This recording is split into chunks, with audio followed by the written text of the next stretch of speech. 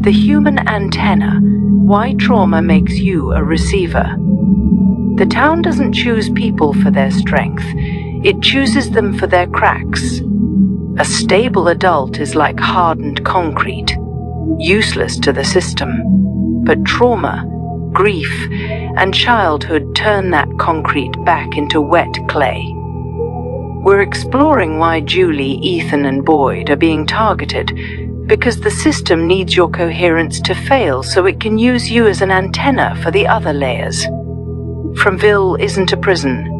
It's a self-sustaining reactor that runs on the frequency of your fractured identity.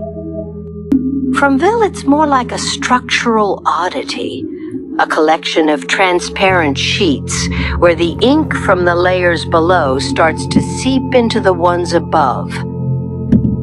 Picture reality stacked like delicate glass panels. Usually, each layer maintains its own space, but here, the ink begins to bleed. Shapes from earlier versions linger, not as spirits, but more like remnants. When you gaze at the ruins, you're not merely observing a historical site, but you're witnessing residual architecture. Each time the system resets or a previous iteration falters, it attempts to erase everything, but stone is tenacious. It's the only material that withstands the wipe. These stone nodes are not just random piles, they mark the spots where the older layers haven't completely faded. They're constants, the only elements that remain true regardless of which version of the town is currently active. These ruins aren't romanticized relics. They represent the aftermath of attempts to erase history, with stone refusing to comply. Wood decays, paint chips away, and people pass on, but stone retains its form. It stands as the last genuine feature in a deceptive system.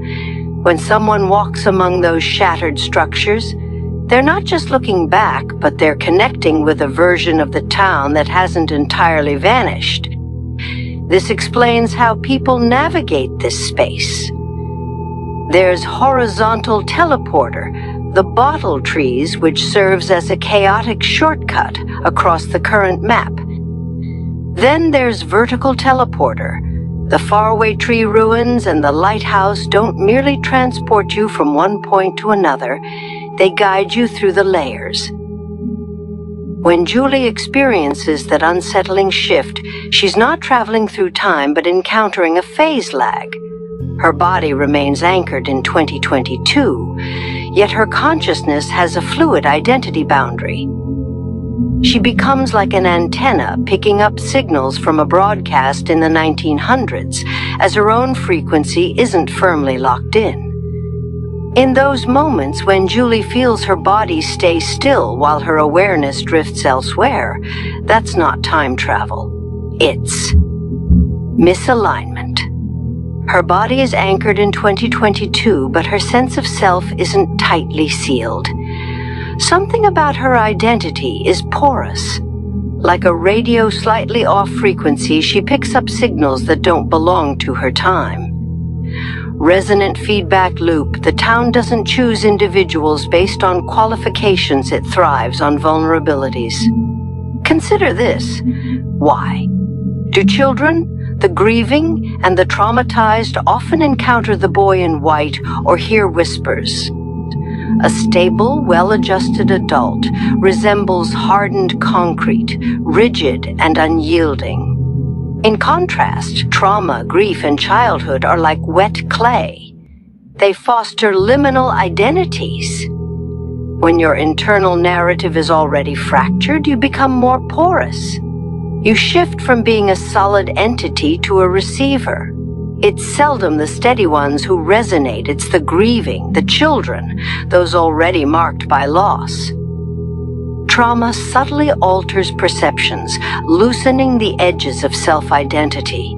A stable adult is like hardened cement, but trauma transforms that cement back into pliable clay, leaving behind fingerprints. The town doesn't just observe these cracks, it actively cultivates them. It applies constant theatrical pressure, monsters, the isolation, the fear. These aren't merely scary things. The monsters act as pressure stabilizers, serving an ecological role to keep inhabitants in a state of chronic dissociation. This dissociation widens the cracks, allowing individuals to resonate with the other layers. It's a self-sustaining reactor. The system generates trauma to fracture people, and the resulting resonance prevents the layers from collapsing. The town doesn't just recognize those fractures, it amplifies them. The isolation, the night creatures, the unending uncertainty, all of it feels deliberate. The fear is constant, theatrical, almost ecological, as if the monsters exist to maintain pressure, not to annihilate everyone, but to ensure instability remains a gateway. Even dreams play a role here. They aren't just messages. They function as a buffer mode. A complete layer bleed could instantly overwhelm a human mind. Dreams allow the system to touch the subject in a gentler manner, gauging the connection before the resonance grows too intense. Once someone begins to resonate, the feedback loop activates. A flicker from another layer seeps through. Dreams that feel too vivid, memories that aren't theirs. Confusion ensues and identity blurs further. The cracks deepen. The system doesn't require bodies, it needs coherence to falter. Then there's the root cellar. It doesn't exude holiness or evil, it feels older than any established rules. It's like the foundation laid before anyone determined what kind of structure would rise above it.